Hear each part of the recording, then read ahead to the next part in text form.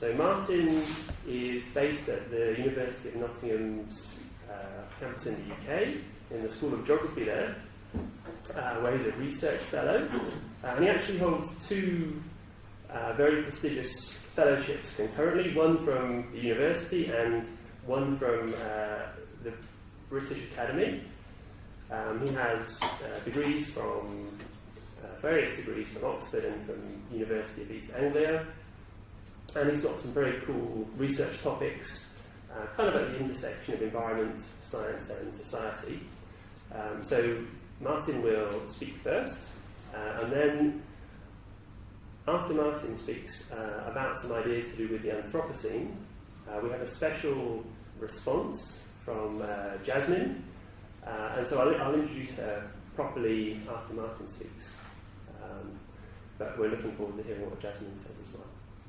So for now, I'll hand over to Martin.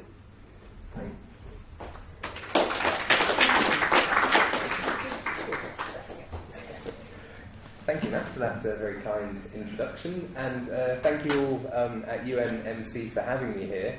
I'm actually in Malaysia for a few weeks at the moment doing some research on colonial histories of science and the intersections of particularly atmospheric science and colonial governance. And this is part of my broader sort of research interest, which is in the history and the politics of science and the interaction of science and politics and governance, largely pertaining to issues around climate change, and the environment. So what I want to do today is to talk about this idea of the Anthropocene.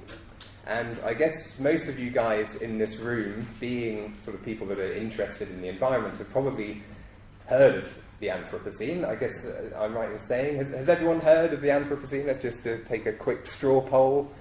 Okay, good, fantastic. So what I want to do today is to sort of look at some of the scientific debate about the Anthropocene, what it is, when it started, all the rest of it. But I also want to try and bring in some perspectives from the humanities and the social sciences to show how this concept is spurring new kinds of debate and conversation across a lot of very sort of entrenched disciplinary divides.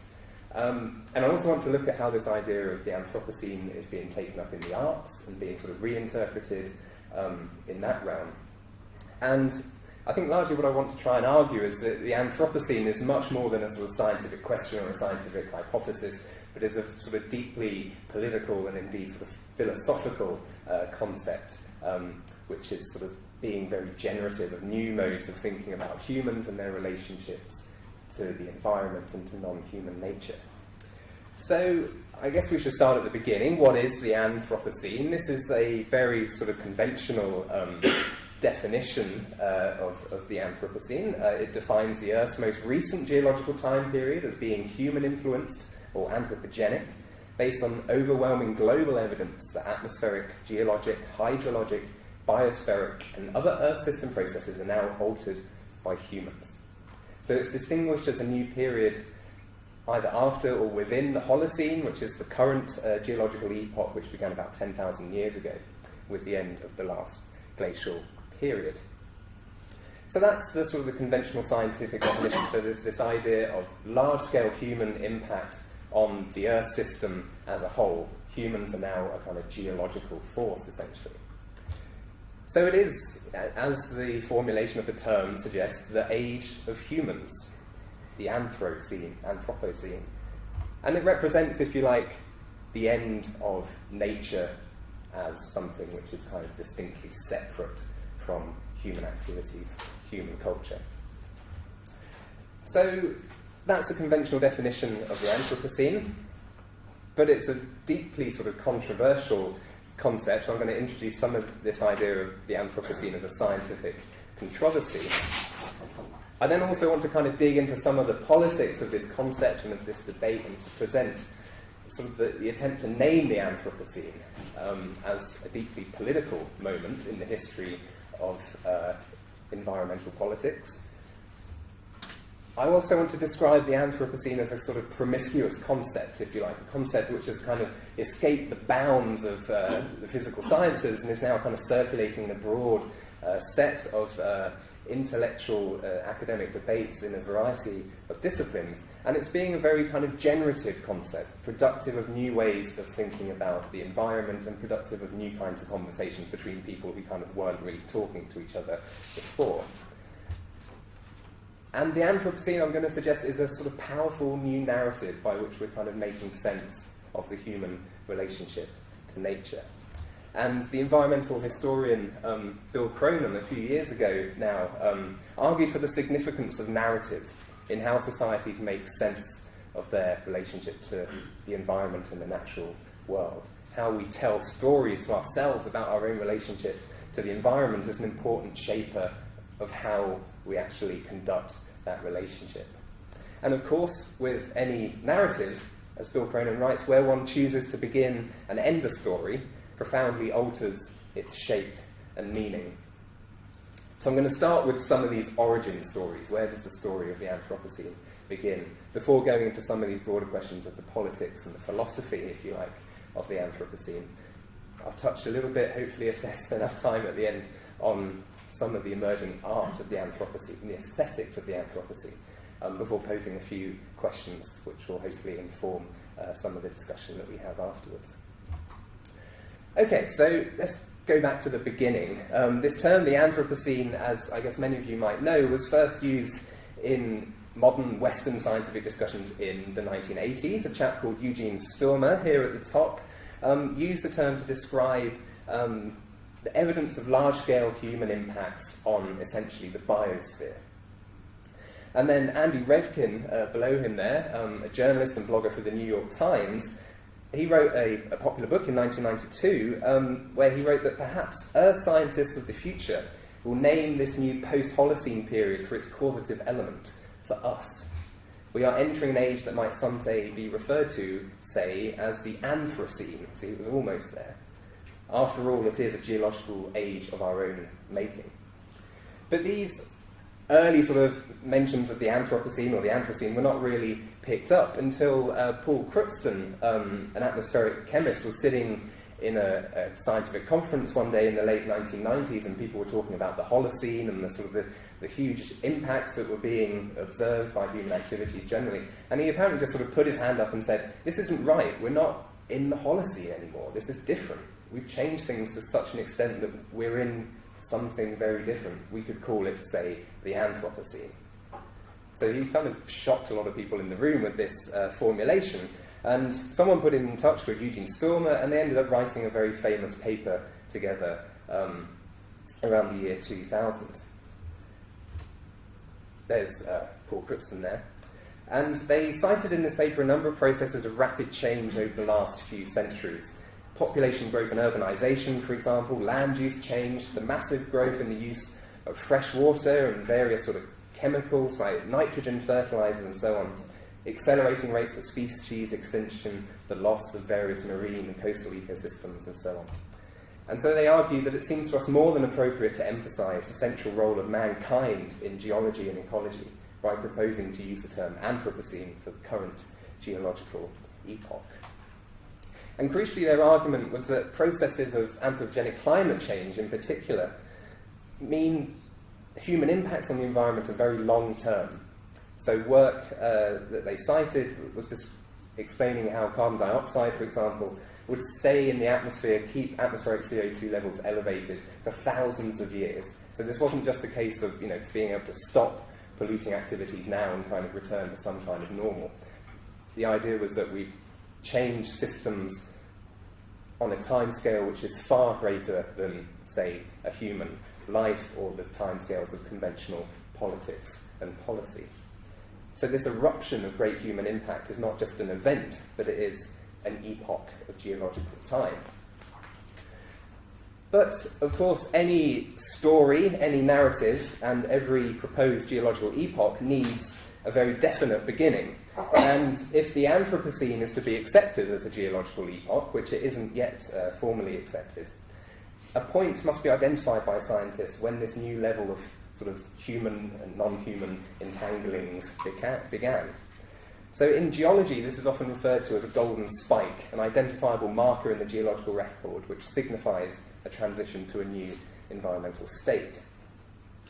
So the early arguments of Crutzen and others concerned largely the onset of industrialization. But this guy here, Bill Ruddiman, who some of you might have heard of, argued that these arguments overlooked a much earlier set of changes which were wrought by human activity. So he argued, for example, that if you go back 5,000 to 8,000 years, you can detect methane emissions altering atmospheric concentrations from early human activities like rice farming and so on.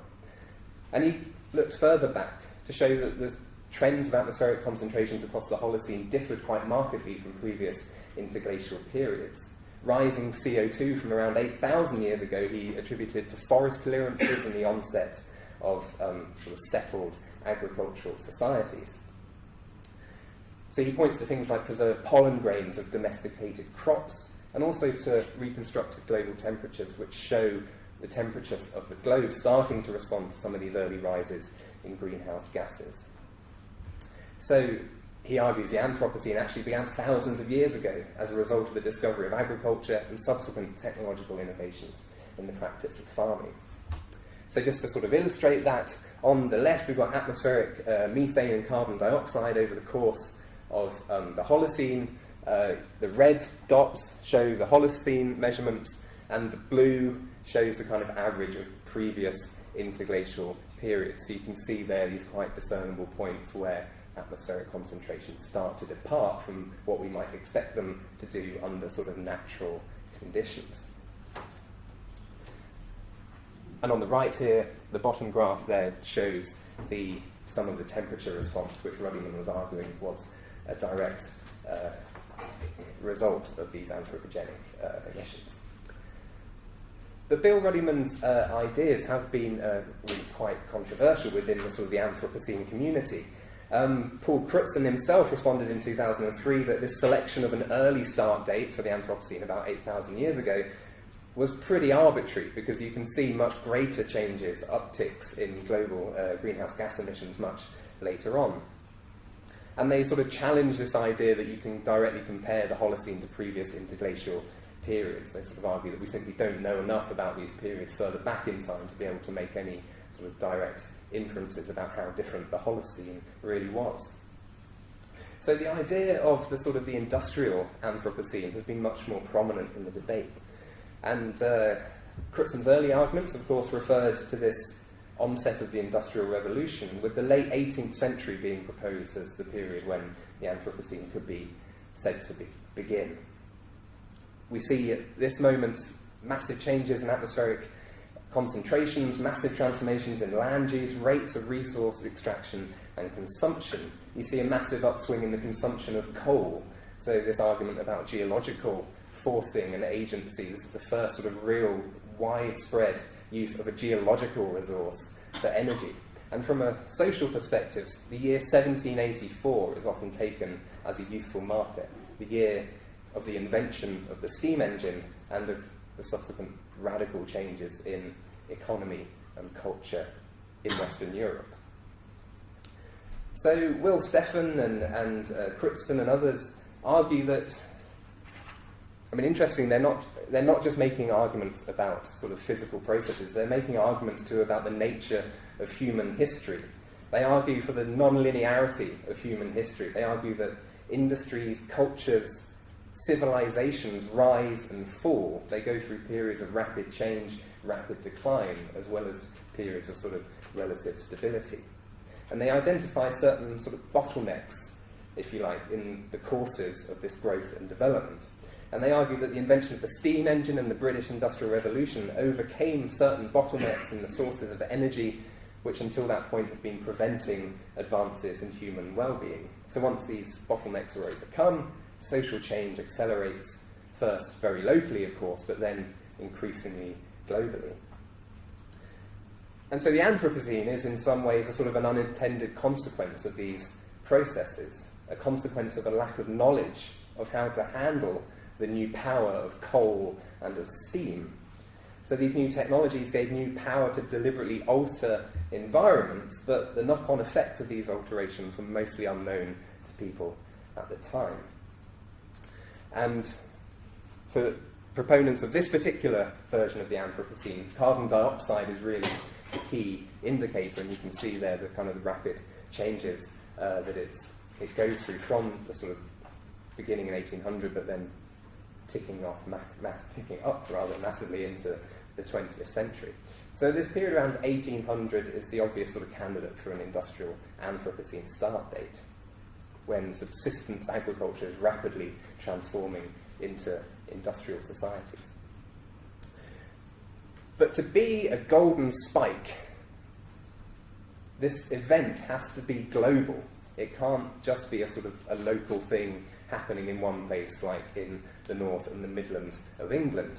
So a more recent argument has put forward the Columbian Exchange as a moment when the Anthropocene could be said to begin. And Simon Lewis and Mark Maslin at University College London argue that this moment around 1610, when you start to see massive exchange of species and of organic matter on a global scale through the circuits of European colonialism and trade and so on, is a moment when you can start to see something which constitutes a sort of global human impact on the physical environment. And they pinpoint 1610 particularly because it's also a moment when CO2 reaches a minimum, and they attribute this to a lot of the depopulation which went on in the Americas following European incursions, massive outbreaks of disease which the Europeans brought with them, the collapse of American populations, and the subsequent sort of reduction in agricultural activities, which they argue had a direct and sort of traceable impact on atmospheric carbon dioxide levels. But this idea has not been received universally well. Clive Hamilton, for example, the philosopher, I can't remember the name of the university, Australian philosopher, has argued that ecologists should butt out of this debate on when the Anthropocene begin. They are not entitled to redefine the Anthropocene. And really Clive Hamilton's point is that the Anthropocene is not about human impacts on ecosystems, on the biosphere. It's about human impacts on the Earth system. So it's about the biosphere, but it's also about the cryosphere and the hydrosphere, the rocks itself that the Earth is made of. So this spat between Simon Lewis, Mark Maslin and Clive Hamilton is just a little illustration of how the Anthropocene is kind of working as a classic scientific controversy, where you've got scholars from different disciplines disagreeing on core ways of understanding the problem, disagreeing on even what the problem is that they're sort of arguing about. And this has been played out between ecologists on the one hand largely and Earth system scientists on the other hand, with the biosphere versus the totality of the Earth system being the two different objects that these two communities are interested in. And if you study the history of science, you find that scientific controversies don't end when one side manages to appeal more successfully to the facts. They end when one group manages to sort of successfully exercise more power within the institutions that are charged with settling scientific controversies. And that seems to be what's sort of happening at the moment. The Earth system science perspective is sort of winning, and the committee, the International Stratigraphic Commission, is largely sort of favourable to the Earth system science perspective on the onset of the Anthropocene, and a consensus is starting to emerge about what we might call a late Anthropocene, coeval with the Great Acceleration. So these graphs, which you'll often see in any kind of conversation about the Anthropocene, I'm sorry they're so small, but basically all we need to know is we've got things on here such as sort of motor vehicle use, carbon dioxide emissions, McDonald's restaurants, all of them showing this great uptick in the sort of post-World War II, 1950 onwards period, marking the onset of sort of liberal globalization, the economic recoveries after World War II, and the transformations in global economic systems which that brought about. So these are the indicators, if you like. What are the impacts of some of these things? Well, some people have placed us in what's being called the sixth great extinction event, with rates of biodiversity and species loss growing almost exponentially. Atmospheric concentrations are growing up rapidly. More nitrogen is now fixed artificially than naturally. these impacts on the totality of the Earth system are accelerating greatly. Some of these things could have happened sooner, perhaps, but you could suggest that the two world wars in the early 20th century and the Great Depression sort of intervened and maybe slowed down some of these changes which had been sort of coming down the track from the 19th century. But in this post-World War II period, we have new international institutions emerging, promoting new mechanisms for things like currency exchange and for open trade. And you get this period, 1945 to 73, which is a sort of unique period of prolonged economic growth, economic liberalisation. But of course, that's always coupled with some of these environmental impacts. Something else which has kind of gone up exponentially in this period is the knowledge and the awareness we have about the environmental impacts that we as a species have. So Will Steffen and colleagues again argue that since the 1960s, environmental awareness has spread perhaps faster than any other comparable mindset in human history. And this is enabled by new technologies of communication, of course, but also by new modes of political mobilisation. So knowledge of global environmental change itself has, of course, been facilitated by new technologies of observation and modelling and prediction and so on, which can observe the Earth in its totality in real time and make reliable predictions about how it may change into the future. But in geology, and this is the interesting thing where some very kind of arcane practices of naming things in geology come into contact with this very kind of hot political issue. If you want to name a geological era in geology, it's not just enough to point to a moment in time and say something interesting and significant happened here. You have to point at the geological record itself and identify a clear, detectable and global indicator which illustrates this transition that you're interested in. And essentially what this is an engagement in a form of science fiction. So Jan Zalasowicz, who's on this commission that's going to settle the debate, argued in his 2008 book that essentially what they're having to do is to imagine a geologist in 1 million years' time looking at the geological record from now and imagining when they would identify this marker. And so a lot of people are starting to think about this moment on July the 16th, 1945, at 05:29 Mountain Wartime at Alamogordo, New Mexico, the moment when the first ever atomic bomb was detonated. Of course, a very local event, not necessarily that environmentally impactful itself, but it leaves this global trace, radionuclides being deposited in sediments being detectable around the world. So this is starting to look like what the definition of the Anthropocene is going to turn out to be. So very briefly, if I can, I want to step back a little bit from this current political debate and kind of ask how new are these ideas. In 1873, an Italian geologist named Antonio Stoppani wrote a text which is increasingly being rediscovered and appreciated now. I don't want to read all that. I'm sorry for all the text, but I couldn't work out which bits to pull out and which to leave in. But essentially, he's arguing that man's intellect is becoming a geological force. His intruding and powerful will is impacting on the very rocks that make up the planet. How many events already bear the trace of this absolute dominion that man received from God when, still innocent, he first heard those famous words, "Be fruitful and multiply, fill the earth and subdue it." So there's something in his argument which is actually kind of coming back through a lot of the Anthropocene arguments that we're hearing today. And this is that marriage of, as he put it, physical nature to intellectual principle.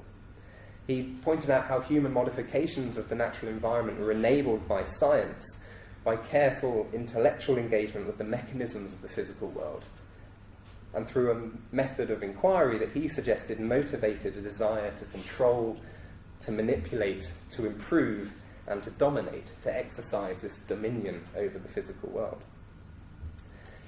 And his idea, and of course, he even proclaimed an era himself, the Anthropozoic. man is a new telluric force that for its strength and universality does not pale in the face of the greatest forces of the globe. Some similar ideas were presented around 50 years later with this guy here, Vladimir Vernadsky, along with Pierre Teilhard de Chardin and Edouard Leroy, who sort of between them developed this idea of the noosphere, which is the sphere of human thought. And they were very deliberately sort of aligning this to things like the geosphere and the biosphere, which we tend to think about in the physical sciences. And for them, this noosphere, this sphere of human thought, was too a product of evolutionary processes occurring in the biosphere, an evolution of intelligence giving rise to these complex systems of thought and social phenomena like legal and political institutions and so on. So for these guys, these social things were very much a part of and a product of biological evolution. They weren't a marker of the end of these things or a break from them, but were products of and were embedded in the biosphere. These ideas kind of circulated quite widely in the early 20th century. They went on to influence a brand of thinking in Russia called Cosmism, which was a philosophy which prioritized the perfection of the human race through scientific means, the attainment of immortality, and the colonization of space. And these things were a sort of a destiny, it was thought, which the noosphere could be sort of deliberately shaped towards helping achieve. And for this guy at the bottom, de Chardin, the noosphere represented one of the spheres in which the universe itself was evolving ever greater complexity and higher levels of consciousness. And as the apex of this evolution was reached, the universe, he suggested, would arrive at what was called the omega point, the point which would correspond to the anticipated return of Christ. So all these things were sort of interesting combinations of scientific and theological thought, which I'll try and suggest later are sort of still with us in this debate about the Anthropocene. So the noosphere then is the sphere of human thought. It's the place where mankind shapes not only its own cosmic future, but also its environment. And that's why people like Paul Crutzen are referencing this idea when they talk about the Anthropocene. And crucially now, part of this thought and this consciousness in the noosphere is this awareness by humankind of its impacts on the environment. So more recently, the anthropologist Gisli Palsson argued that the most striking feature of the Anthropocene is that it is the first geological epoch in which a defining geological force is actively conscious of its geological role. The Anthropocene, therefore, really commences when humans become aware of their global role in shaping the Earth. So if humans are aware of this role, then what do they do with that knowledge? And I want now to think a little bit about the politics of this idea of the Anthropocene. Not to think about sort of politics in the Anthropocene as such, but to think about the politics inherent in the idea itself. Some of the assumptions that are sort of made about things like the public role of science, about government, and about the nature of human-environment relationships. So just to go back toward this idea of narratives again, briefly, if a story has an origin, it then goes on to have a middle, usually where something bad happens and somebody gets blamed for that thing going wrong. So just, this is like an incredibly brief kind of literary analysis of the Anthropocene. Excuse the clumsiness of it, but I mean, in the early Anthropocene argument, the thing that's blamed is something innate in human nature. This is just something which is kind of a product of our evolutionary process. We started doing these things because that's just what we do as a species. In the Columbian exchange, we can pin the blame perhaps more concretely on things like colonial exploitation and the environmental degradation that results from that. With the industrial Anthropocene, we can perhaps pin things more closely on the capitalist system specifically. The Great Acceleration, perhaps we could start thinking about things like the particular mode of economic liberalism, economic production that took hold in the post-war period, which underpinned this Great Acceleration. So one of the arguments I would sort of simply make is that the naming of the Anthropocene is always a political act. And I think the scientists that did it were very conscious of that as well. I mean, these were scientists who had spent years talking to policymakers and everyone else about environmental risks, environmental futures, and so on.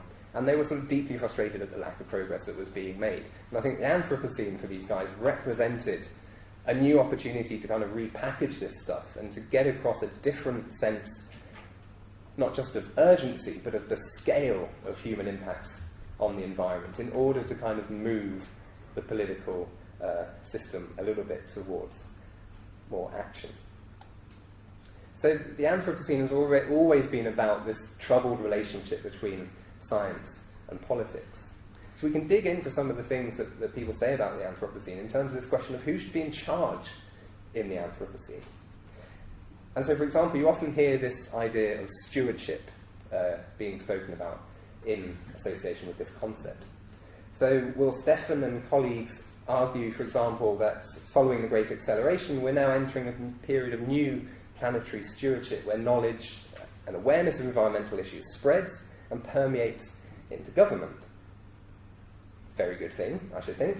But the idealised image which is painted is one of wise, informed political actors rationally managing flows of energy and matter around the Earth system to mitigate negative human impacts and ensure long-term sustainability. So science is elevated to a new and quite powerful role in the government of human societies. They talk about a worldwide accepted strategy leading to sustainability of ecosystems against human-induced stresses, and so on and so forth. For the research community, the responsibility is to guide mankind towards global, sustainable environmental management. There are a few echoes here of sort of early conversations about Spaceship Earth and the conversation about who would be in the pilot seat of Spaceship Earth. Would it be scientists or would it be policymakers? This is a debate which sort of started in the 1960s and is now taking on some new hues. And this notion of stewardship is often connected to this idea of planetary boundaries. So this is an attempt to quantify thresholds in certain processes, such as climate change, ozone depletion, points at which these systems irreversibly tip into unsustainable or dangerous states. And so by identifying these thresholds, it's hoped to establish what's called a safe operating space for humanity. So here, Earth system science is taking on a particularly powerful role, defining the scope of human possibility and determining suitable pathways for development. But you could ask, what happens in a framework like this to questions like justice and inequality and distribution? Defining things like safety and danger are inherently political processes and choices, I would suggest. And understandings and experiences of safety, of course, will vary massively between different social groups in different places. So, for example, Melissa Leach has argued that the planetary boundaries idea aligns all too neatly with top-down approaches that ignore these politics and instead seek regulatory, planning, technical or market fixes. The urgency, the control in the concept leads all too easily to new forms of environmental authoritarianism, which can undermine people's rights and livelihoods and contribute to injustice in resource access, well-being and voice. So it was with some of these criticisms in mind that Kate Rayworth, a researcher at Oxfam, came up with this idea of the donut, whereby you've got the sort of the planetary boundaries on the outside, but then on the inside, you've got the sort of the minimum conditions for human flourishing and for human justice. Things like access to health, food, water, education, voice, jobs, energy, and so on. So she argues that we need a form of politics that, yes, can keep us within these planetary boundaries, but we can't separate that from efforts to make sure everyone isn't kind of stuck in the middle and everyone's in this safe and just space for humanity. So, in contrast to those who see the Anthropocene as a harbinger of fundamental limits to human activity, proponents of the so-called good Anthropocene have argued that we can strive for a world which is good in terms of outcomes, but which is good also in an ethical sense, relating to the choices we make as we guide our development pathways through the Anthropocene. So these guys, the sort of the good Anthropocene guys, portray themselves as advocates of a new kind of environmentalism, which often goes under the label of eco-pragmatism. So this is a school of thought which embraces human ingenuity, and particularly the capacity of new technologies to get us out of some of the difficult places we're in and to make the world a better place. And they argue that human history is a story of this ingenuity overcoming seemingly insurmountable limits to human and social development. And they argue that human systems are in fact much more resilient to change than Earth system science would have us believe. So, for example, the geographer Earl Ellis here quotes that the planetary boundaries idea asserts that biophysical limits are ultimate constraints. Yet he goes on to argue that the history of human civilization is a history of transgressing these limits and thriving. Humans appear fully capable of continuing to support a burgeoning population by engineering and by transforming the planet. So these guys tend to prefer the early Anthropocene hypothesis because for them this long history, this sort of innate capacity to overcome, to transform the planet, but not to get into too much bother by doing so, this is crucial for their approach, their definition of the Anthropocene, their ideas about how the Anthropocene should be run. They try to recover some optimism in contemporary environmentalism, and they encourage incremental changes in our ways of organising our economy, our technological innovations, and so on. And crucially, it's this role of technology which they focus on as having the capacity to deliver us into a better future.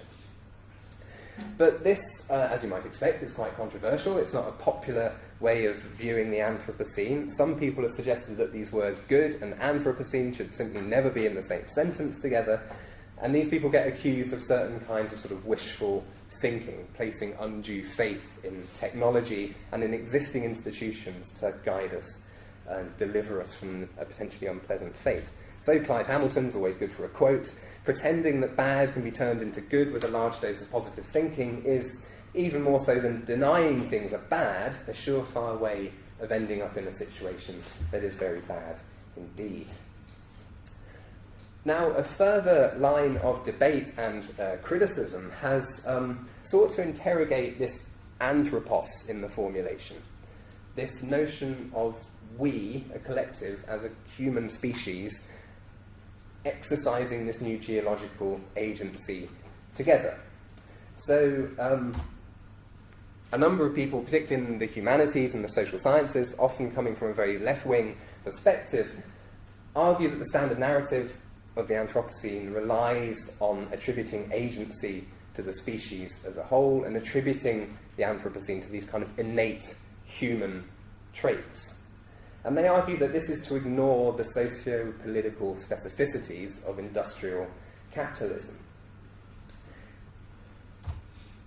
They point out, fairly straightforward historical facts. A capitalist in a small corner of the Western world invested in steam, laying the foundation stone for the fossil economy.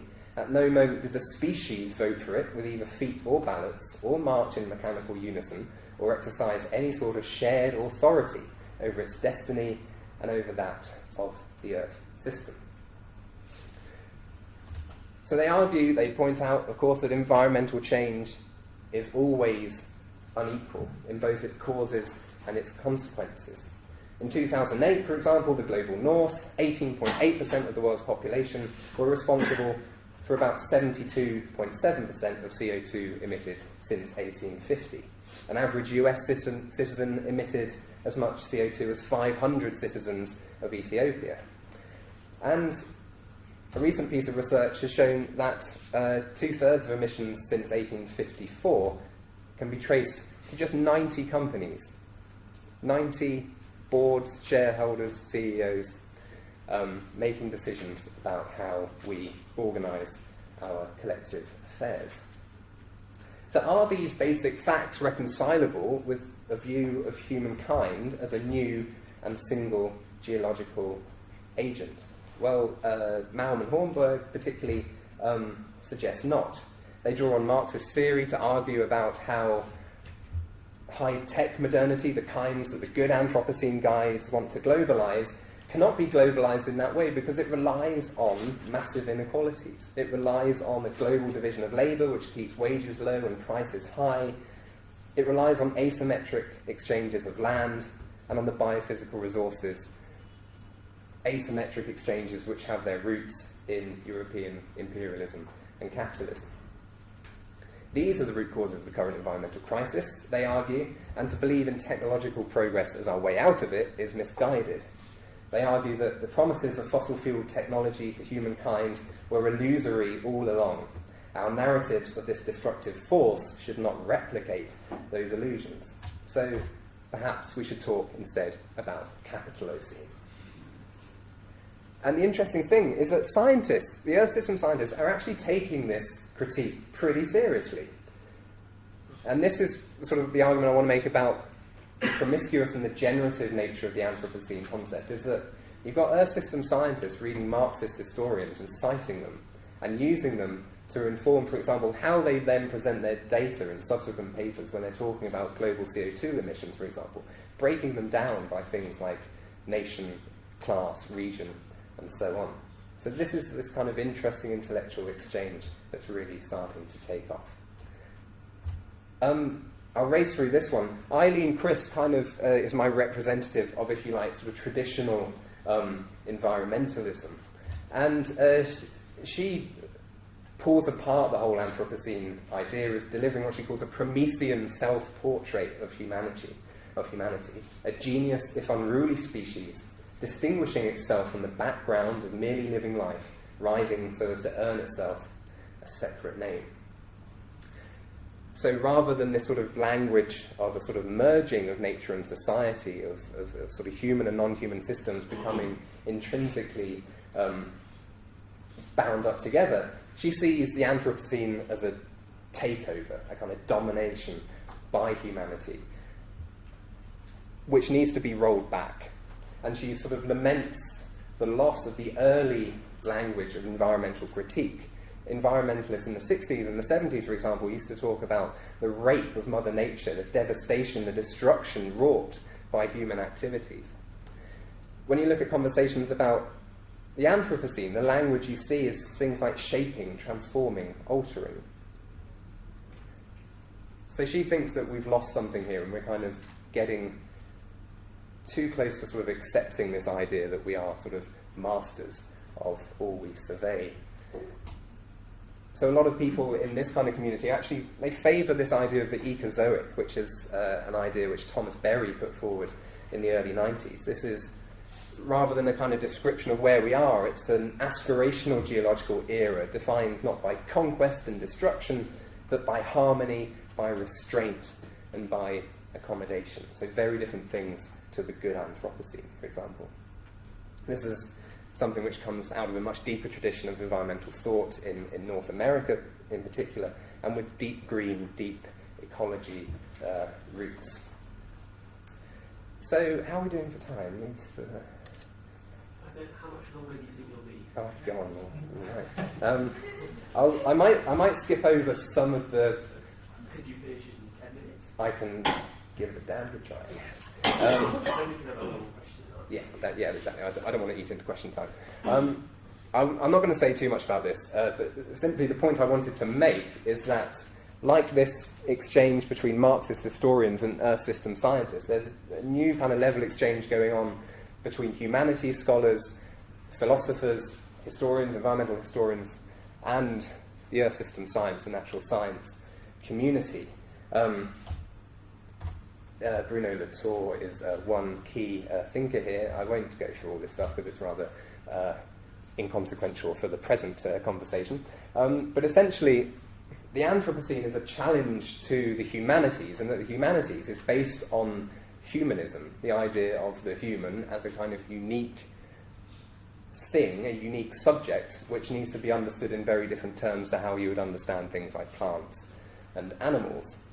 But a lot of what often gets called geophilosophy is starting to kind of decenter the human as the object of philosophical inquiry, not viewing humans as these kind of discrete entities with will and purpose, but rather emphasizing things like interconnectedness, viewing humans as sort of material networks which are sort of embedded in their environments and dependent on flows of matter and energy to keep them alive and functioning.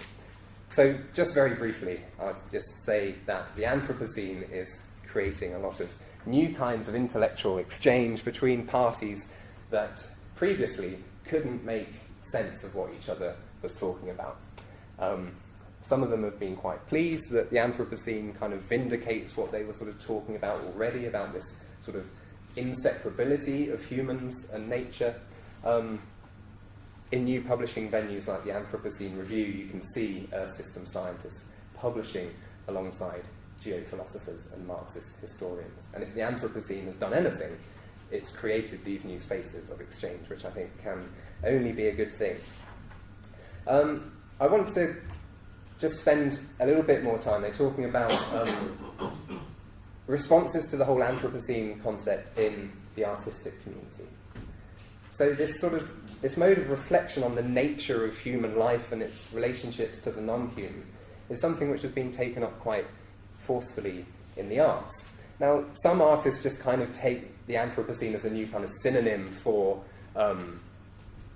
sustainability, environmental crisis, and so on. But others are seeking to kind of interrogate the concept itself, to explore its assumptions, its politics, and indeed its blind spots. And a lot of this work revolves around themes about these sort of disappearing boundaries between the human and the non-human, and about ideas of loss and ideas about control. So the artist Swoon, for example, in an installation at the Boston Institute of Contemporary Arts, explored how we might mourn the loss of species, engaging with this sixth extinction narrative.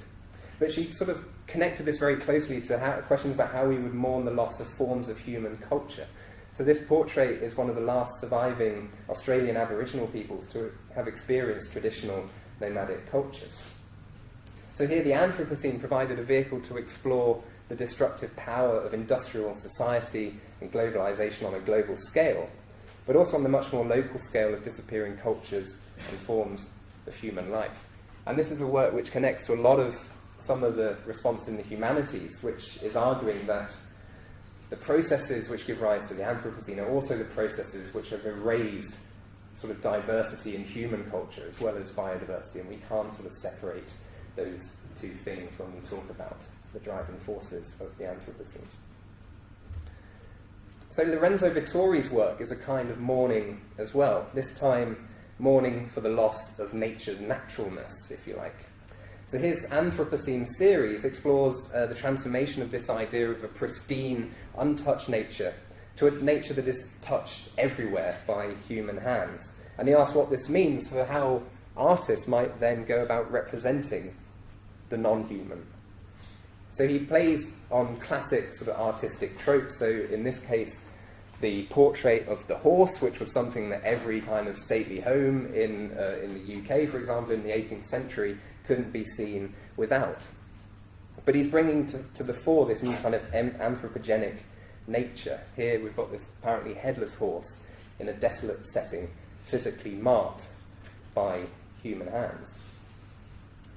And other artists have focused less on this idea of loss and more on this idea of control, which seems to kind of inhere in certain versions of the Anthropocene. So Armin Linker, the photographer and filmmaker, in his project called the Anthropocene Observatory, has explored directly the history of the sciences of the global environment from which claims about the Anthropocene have emerged.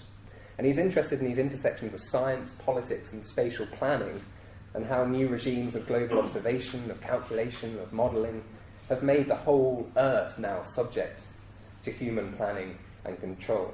So there's echoes here of this idea of the noosphere as being partly the defining feature of the Anthropocene. But sometimes these ideas of loss and of control intersect in quite interesting ways. And this, just go back to one of Lorenzo Vittori's pieces. His work includes stuff which reflects on this idea of this kind of Promethean triumph of the human. So here, drawing on and adapting classical sculptural tropes, we've got a triumphal, athletic guy here posing.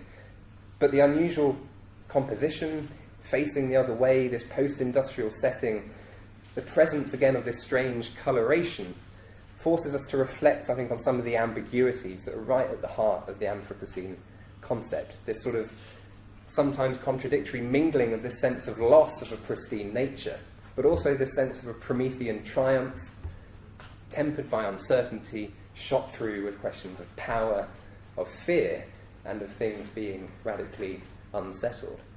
So for me, this piece really gets at some of the core questions about the Anthropocene.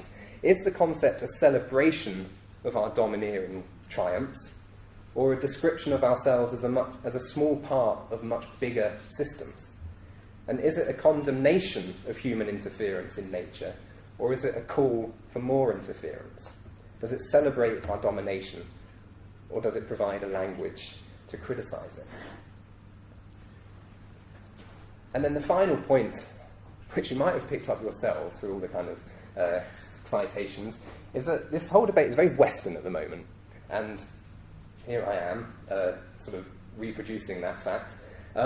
This is the English language uptick in uses of Anthropocene in books, measured by Google. Unfortunately, it only goes up to 2008. But I thought, okay, French is a language, it's a European language, but it's perhaps more widely, proportionally spoken in other parts of the world than Western Europe, but no valid engrams to plot.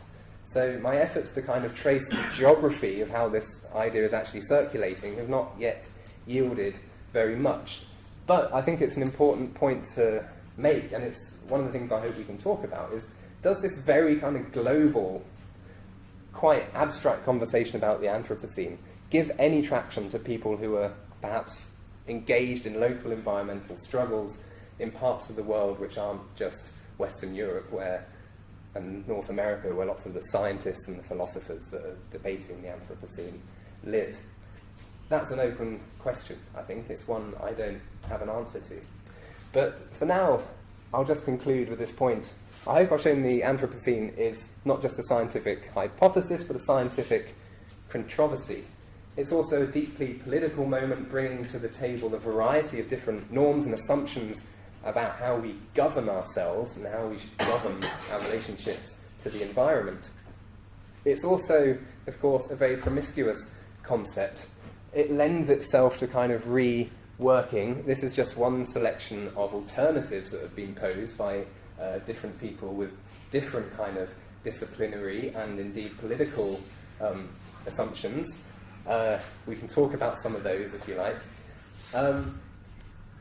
But it's also, I hope, I've suggested a very generative concept of new kinds of debate and intellectual exchange. These are just some of the books that are out there on the market now. Everything from love and poetry in the Anthropocene to learning to die in the Anthropocene. So you can really take your pick there.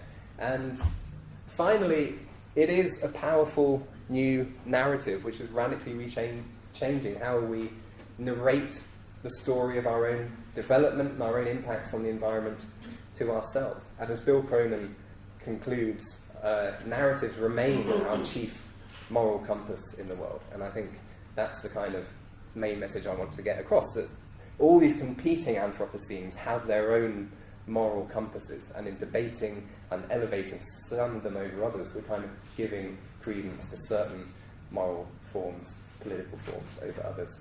But I'll stop there. Thanks very much. I look forward to the questions and discussion.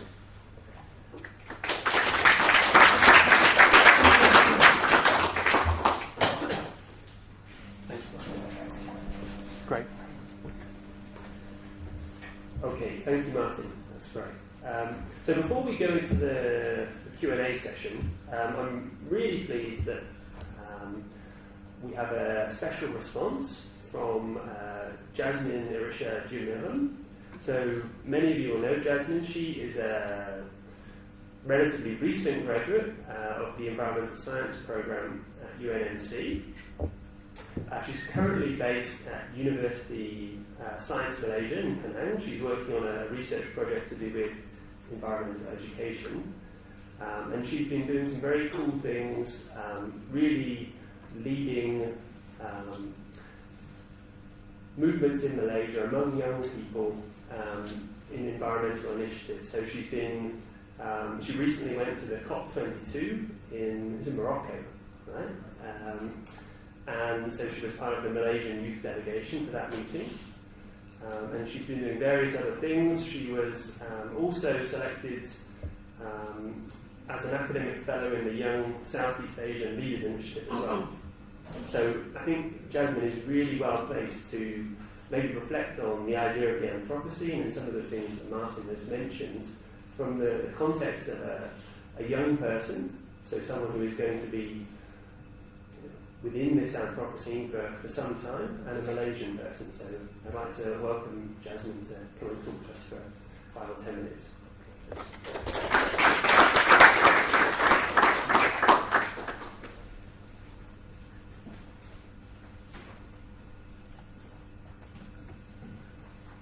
Thank you for having me here today. Can you guys see me? Great, okay. So, as a person who's lived through this geological epoch, I'm not an expert on the Anthropocene at all. But I'm here to sort of give you a context or sort of like a alternative perspective from a young Malaysian who is actively involved in environmental related initiatives in the country and give a local flavor towards this whole global movement. So Martin has talked quite extensively on the origins and theories, not only touching on the scientific basis, but also on the political, philosophical, cultural perspective on the Anthropocene. So as a Malaysian youth, I would sort of like to discuss a bit more on the relevance of the Anthropocene debate in this country, and also a roughly general understanding on fellow Malaysians on what they think of the age of humans.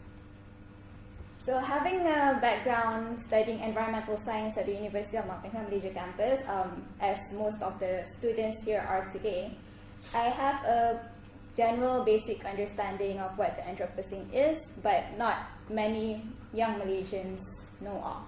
So it's quite a privilege to be one of those who do actually know of the whole idea behind the age of humans.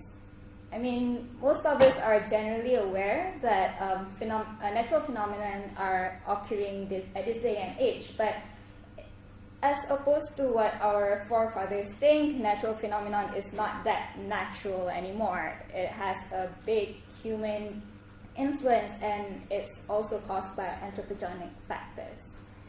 So being a millennial, if you quickly take out Twitter and Google or hashtag Anthropocene, the top 3 searches that would constantly come up or being paired up with the word Anthropocene is either plastics, pollution, or energy. And I came across a tweet which eloquently summarizes the whole 3 interlinked words with the Anthropocene, and it's under the hashtag global weirding. Which I think is quite fitting because before this, there's no single species which is bringing in a new geological epoch on its own. I mean, previously, the epoch is being related to physical changes such as meteorite strikes, sustained volcanic eruptions, and also shifting of continents. But what compels me the most on Martin's presentation earlier on is the science and policy interface of the Anthropocene. For me, I'm quite intrigued on how science is being translated into policy, and it's a huge area of my study, and also one of the reasons why I joined the Malaysian youth delegation to COP22 at the recent climate conference in last November in Marrakesh, Morocco. So climate politics, Anthropocene, is very much a really good example if you want to relate it back to science and policy interface. At large, there are still climate skeptics and climate deniers, even though the science is real. The facts are there. And it is a reality that at this day and age that this group of people still dominates the discussion in the geopolitical scene. I mean, living in the era of post-truth, largely influenced by social media, where information is being conveyed and for most of us is our first-hand source of news. The big question is, how do we deal with this in the technological age? Can we ever depoliticize climate change? So, In the past 2 months, I've attended a public discourse on TN50, which is the Transformasi Nasional 2050. Basically, the idea is that it is an initiative plan for Malaysia to move forward from the new economic policy and also 2020 vision. Basically, the setting is that you'll have it's led by the Minister of Youth and Sports in a town hall session, and it is an interactive and engaging two-way sessions. So how this town hall is being carried out is that they'll play a clip which introduces generally what TN50 is, and interestingly enough, within the first 15 seconds, they pointed out that climate change is one of the major issues that we'll be facing.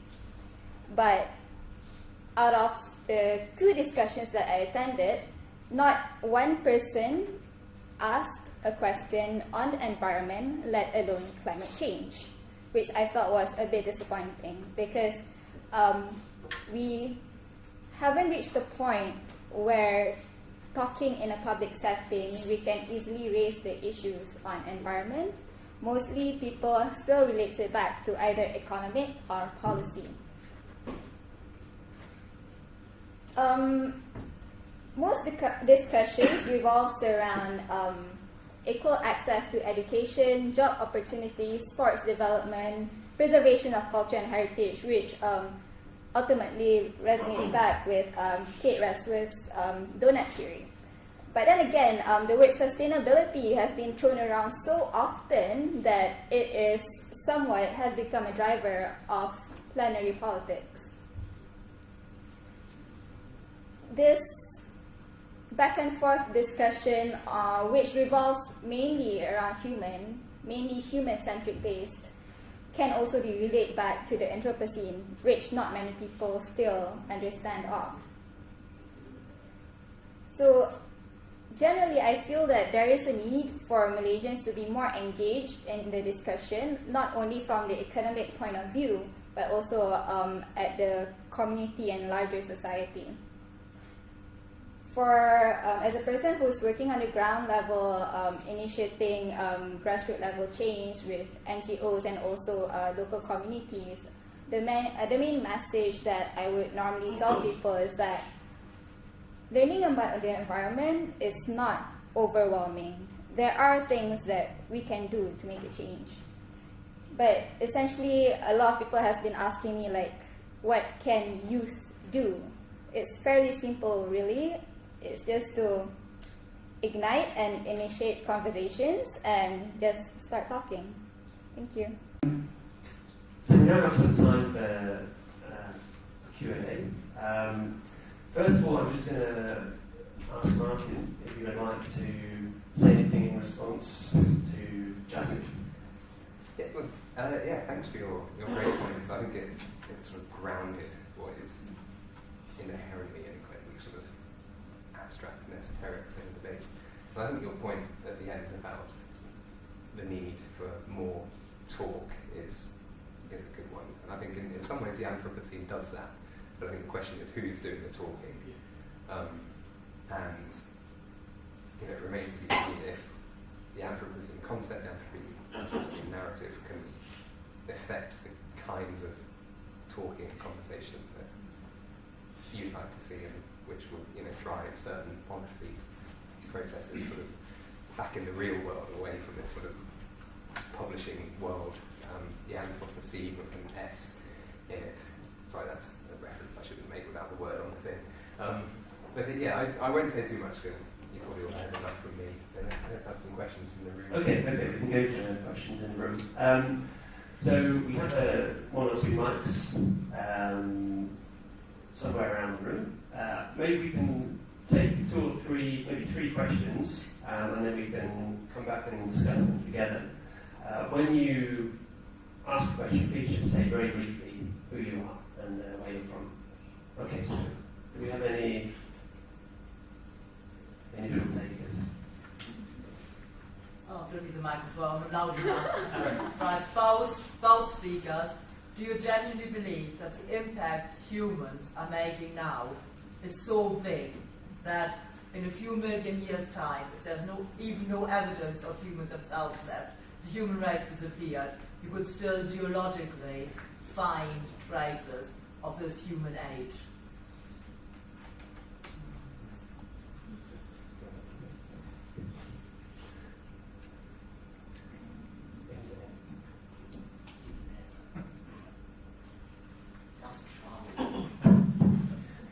Thank you, Martin, and thank you, Jasmine, for the interesting talk. My name is Ahimsa, and I'm staff here in UNMC. So I found very interesting the philosophical component of the discussion, and I think, so my question is to Martin, whether you think that this discussion can become a bit disengaging due to the complexity and kind of separating away from the ground discussion. It kind of reminded me of the so-called hoax, the cultural studies, and in which people have talked about things that feels a bit, is science mixed with philosophy and social science, but in a way that at some point people didn't know very well what they were talking about. Can this be a bubble of philosophy in which people say many difficult things, but maybe not very clear what they're trying to say, and then cut the natural discussion? Okay, then maybe you then in the back.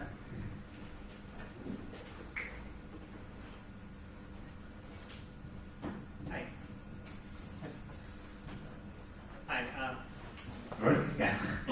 I'm Vivek. I'm in the School of Psychology at UNMC, and I had a similar question, I guess, to Ahimsa's, where I guess I see the debate over the exact start of the timing of Anthropocene as I wouldn't say unnecessary, but I think the more important factor is to focus on the large scale of changes that humans have caused upon the planet, particularly in relation to atmospheric composition, landscape changes, and so on and so forth. And that's definitely worth much more focusing on than whether it started 100 years ago, 20 years ago, 500 years ago, or 8,000 years ago. Okay, so we had the first question was about will there be a geological trace in a million years? The second one was about the complexity of the idea, whether that's disengaging. And I guess the third one there is, does it really matter when it starts? We've got questions about the beginning, the middle, and the end, essentially. And I think that the question of how do you know when the Anthropocene has ended is quite an interesting one. It's quite an interesting thought experiment in some ways. And I've heard it answered a few times, and pro-Anthropocene scientists, if you like, don't really know how to answer it, essentially. Whether in a million years the geologist will see a human trace, you'd have to ask a geologist. I mean, I'm interested in the sort of observing the debate between those who think there will be and those there won't be. I can't give a terribly informed opinion on whether there will be or not. There are probably others in the room, maybe Jasmine and... Geologist. Okay. You're a geologist. I'm not a geologist, but I've heard that's how the geologists are defining it. I've heard, reading popular literature, that's how geologists are defining it, that there will be, a layer of chicken bones, a layer of plastic bags, a layer of, increased carbon and things like that. So that's how they're defining it.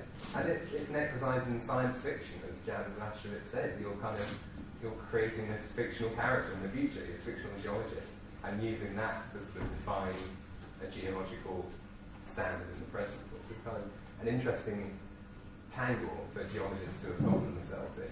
And I know there are a lot of geologists who are pretty uncomfortable with the whole thing. They see this as just being a bit of a sort of bastardization of the discipline and its norms and standards and so on.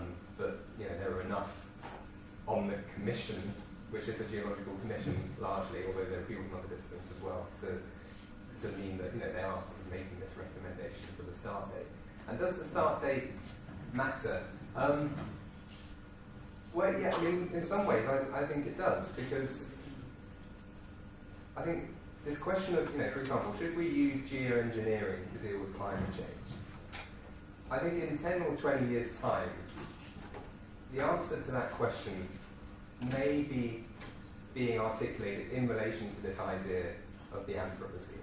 And this tension in the concept between the Anthropocene as a sort of description of the end of nature and the beginning of human domination, or sort of the end of the human and the sort of the integration of the human into these much bigger things.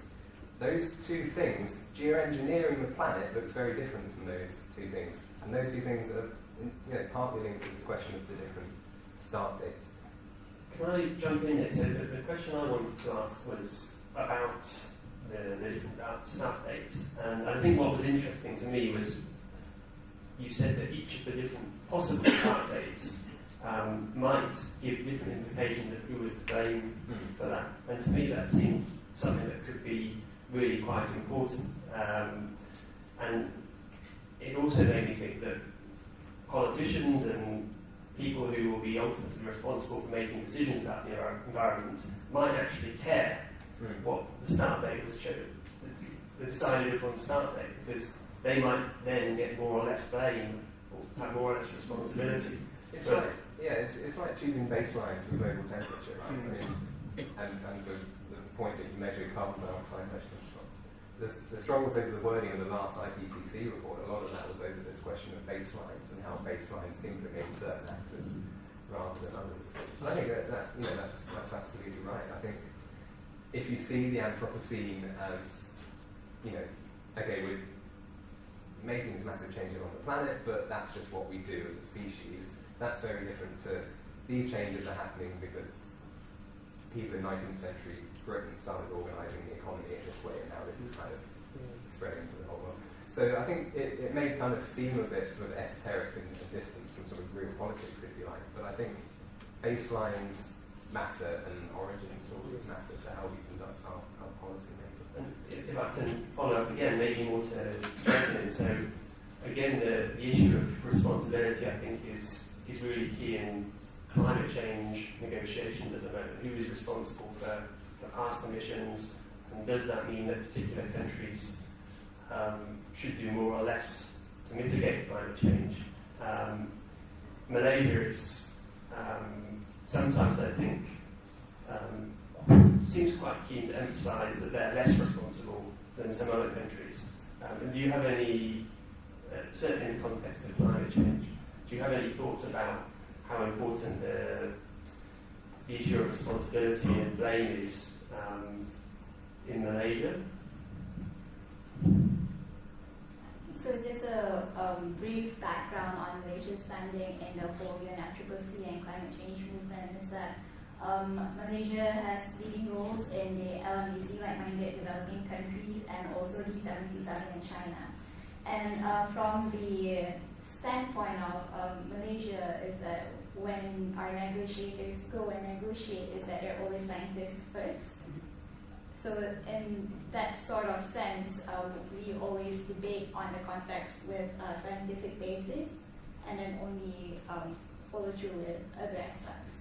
So from that, I would safely say that for Malaysia, the science is that. So we don't have to worry about that. Yeah. Okay. Shall I just come back on this question down the front as well? Yes, a lot of this debate is very esoteric, and you could perhaps argue that we're kind of self-serving, self-indulgent. I think a lot of the literature in social sciences and humanities is very complex, and the social sciences and the humanities often get bashed for having impenetrable language, but then theoretical physics has very impenetrable language as well. And every academic discipline needs to have its specialist terms, so the specialists can communicate to each other and sort of play around with concepts and define them and so on. I think what I'm interested in are these spaces in between where you get this development of a kind of Creole language, a kind of hybrid language with which scientists and humanities scholars are speaking to each other.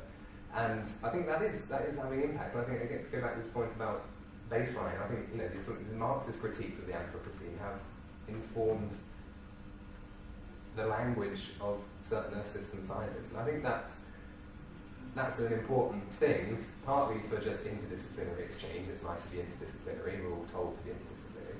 But I think also in terms of the broader politics of environmental change, I think I think too often scientists have been scared to be political because it sort of goes against certain well-established norms of what a scientist is and what they do.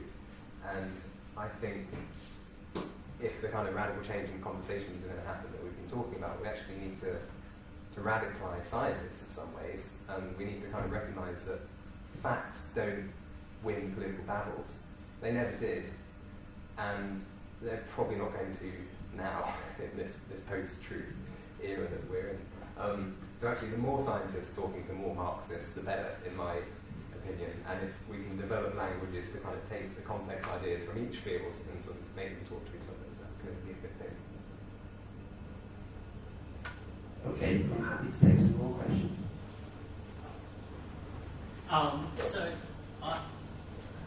Hello. Sorry. Yeah, Ethan, you go first.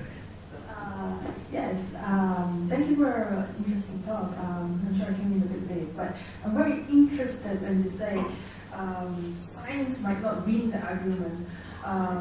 But I think the recent changes is happening is we see the Pope, then the Islamic scholars, we see Dalai Lama, they're all taking a very strong stand on human causes climate change, and we should be responsible for it. So what do you think in terms of religion aspect? Would that push things, make things move? And to Yasmin, do you think that will appeal to the younger generations, like from this aspect of getting people interested in this topic? Thank you. So maybe along Higgs's line, I wonder, like, how much does that debate that's going on in the academic literature, how much will that reflect what the people do with the word? You know, what the popular media does with the word.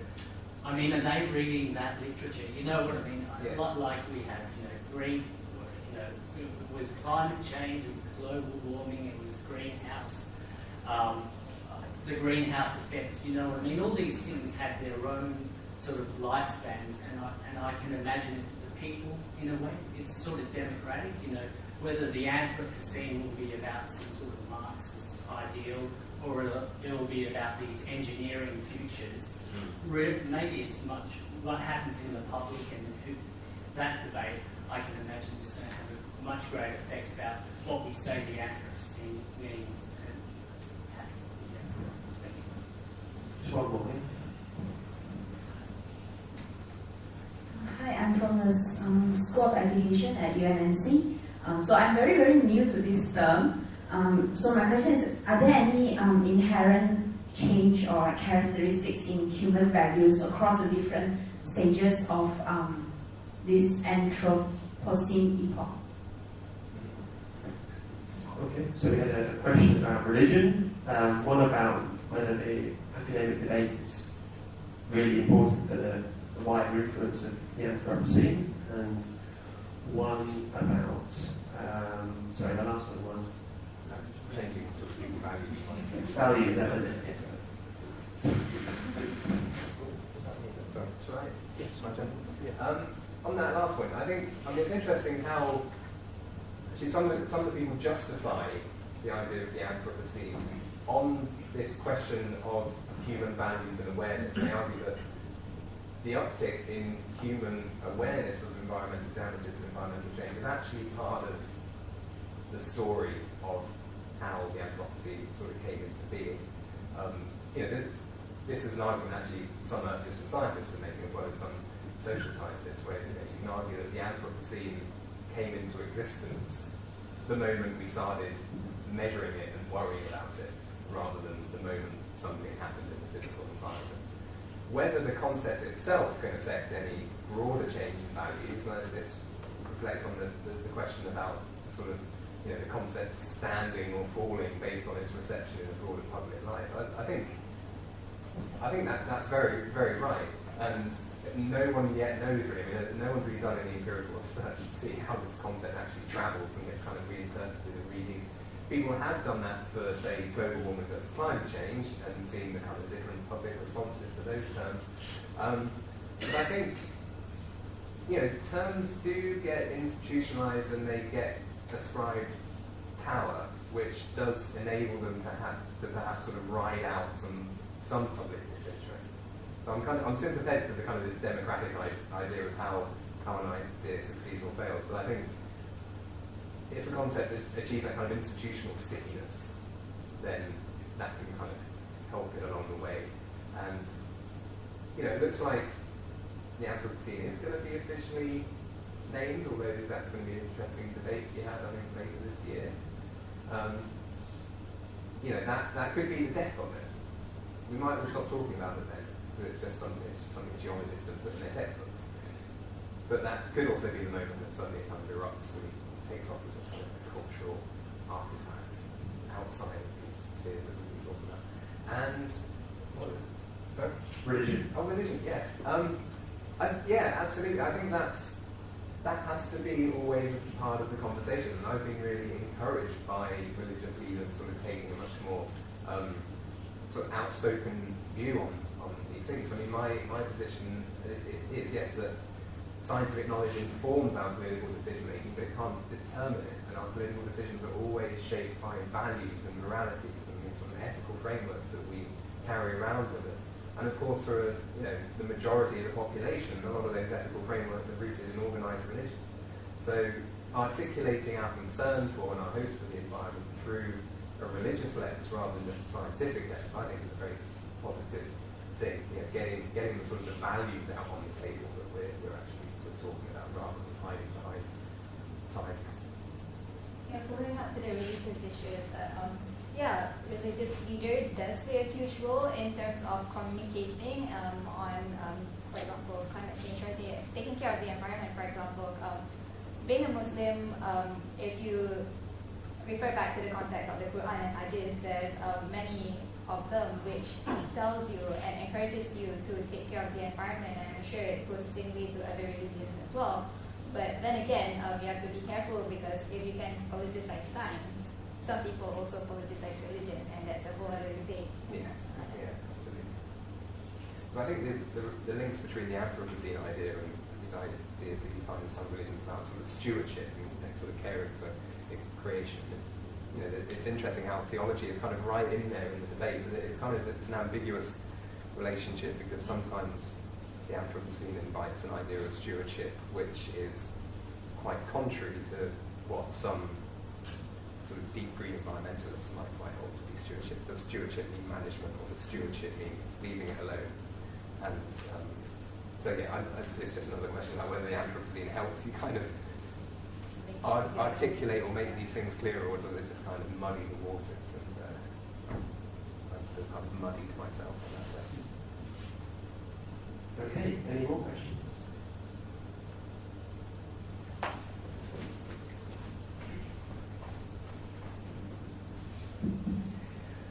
A few comments. One, I enjoyed seeing the latest of him. I remember reading some of his writings like 20 years ago, and I didn't understand anything. I was extremely confused when I read some of his stories. But just a comment. You say that the environmental awareness has increased in the past few decades. It has been the kind of the mindset change, the fastest growing change in mindset. I think that's very interesting, because those working in environment, we often feel that there is no awareness, so we complain about the lack of awareness. So it was kind of something that I found interesting, and if you can elaborate a bit more on that. And also another comment about, I think it was Hamilton, who said that ecologists should back out from the discussion. I'm an ecologist, so I will back in. And then I think that most of the geological periods have been defined based on the fossil record, right? So it is not based on, of course, fossils are now geology, but it's a biological-based geology. So I think I didn't really find that kind of a proper. I don't know if that is a common understanding or has been accepted, but I thought that the ecology matters, and the ecological signature is very relevant in this debate. It's very, very relevant. Yeah. So Hamilton's beef is that ecologists tend to try and define the Anthropocene around detectable changes, human impacts on the biosphere. And then his argument is that actually no, this is about every other system as well. It's not just about ecology. But I think what's interesting is that you've got kind of three disciplines kind of vying for influence over everything. You've got the ecologists, you've got the earth system scientists, which Hamilton has kind of appointed himself as like a tackdog for, and then you've got the geologists who have these sort of dusty old norms about what we actually, the rules that this thing has to meet to be called an era. Right? And they're kind of interacting in quite awkward ways, and that's why you get these rather kind of brazen statements about this discipline needs to get out of the room because you're not relevant. And I mean, I'm fairly sympathetic to the Maslin and Lewis argument about, which is about precisely that. It's about, you see the fossils of this stuff that we were moving around the planet starting to appear in the fossil record, and that's a much more global event, global process than the rise of industrial capitalism in northwestern England, for example. But I think it is, despite what Clive Hamilton wishes, and despite what the ecologist wishes, it's going to come down to this question of the golden spike, whether that kind of satisfies the geologists first. So I think whatever these other two disciplines think the Anthropocene is, it's got to kind of be funneled through geology if it's going to become a thing. So I would invite ecologists to debate all the time. I can follow that. I think some of the transitions in other periods have been over hundreds of thousands of years, and there is no spike in our current temporal context. So now we're discussing a few hundreds, a few thousands of years. So I think that sometimes the scale is, we're getting lost in the details of something that is much bigger and much more relevant. Yeah, and it's ironic in a way that we're looking for this marker which you can date to the second when this bomb went off, but we're also making this argument about how it is all about long-term changes over millennia. And actually, if that's the argument you're accepting, and it's about those long-term changes, then perhaps dating it exactly to this day, July 1945, is such a worthwhile conversation to be having. Your first question about environmental awareness. Yes, I mean, the first point is that we can know a lot but act in totally contradictory ways. So you can argue that the awareness of, I think the thing is, it's the awareness of the environment as a thing is kind of taken off since 1945. If you go into the 19th century, the concept of the environment didn't really exist.